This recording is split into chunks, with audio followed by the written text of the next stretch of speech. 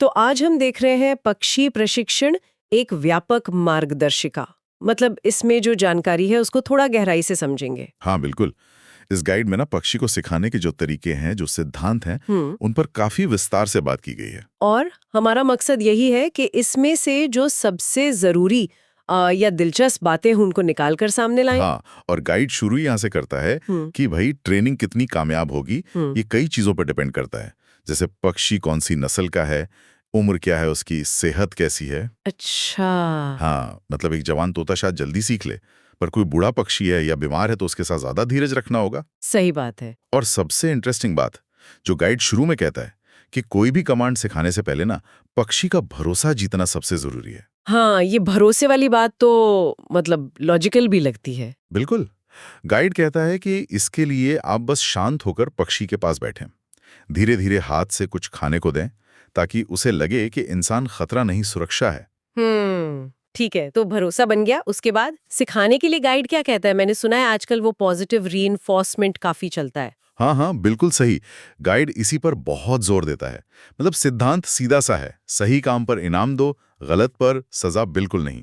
अच्छा, सजा नहीं देनी। नहीं, गाइड साफ कहता है कि डांटने या सजा देने से पक्षी डर जाएगा और सीखना बंद कर देगा या बहुत धीमा हो जाएगा। हम्म। इसके बजाय जैसे ही वो कुछ सही करे, मान लीजिए आपकी उंगली पर आ गया, हाँ। तो फौरन उसे इसकी पसंद की कोई चीज खाने को दें या प्यार से बात करें।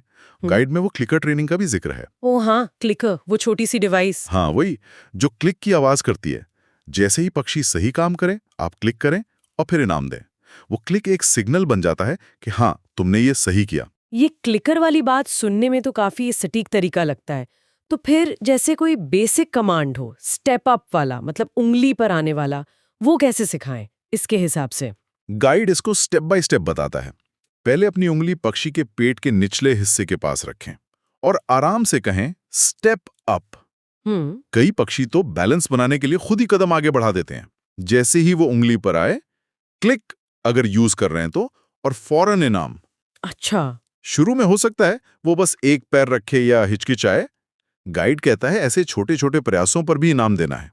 धीरे धीरे वो पूरा कमांड सीख जाएगा। लेकिन सबसे जरूरी चीज, धैर्य। हाँ बिल्कुल, धैर्य। ये शब्द बार बार आ रहा है।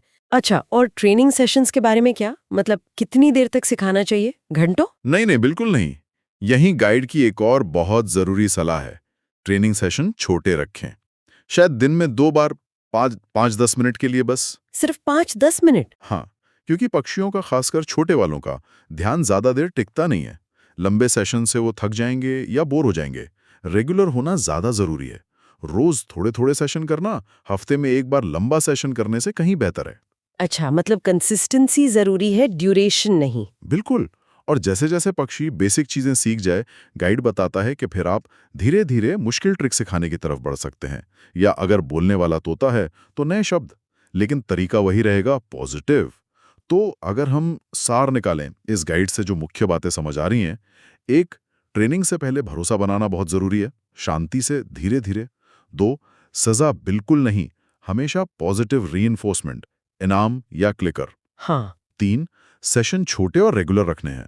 और 4, पक्षी की नस्ल, उम्र, सेहत का हमेशा ध्यान रखना है। सही। और इन सब के ऊपर धैर्य, सबसे अहम। ये बात वाकई सोचने वाली है कि गाइड सजा से बचने पे इतना जोर क्यों दे रहा है। हाँ, और यहीं से ना एक गहरा सवाल उठता है जिस पर हम सोच सकते हैं।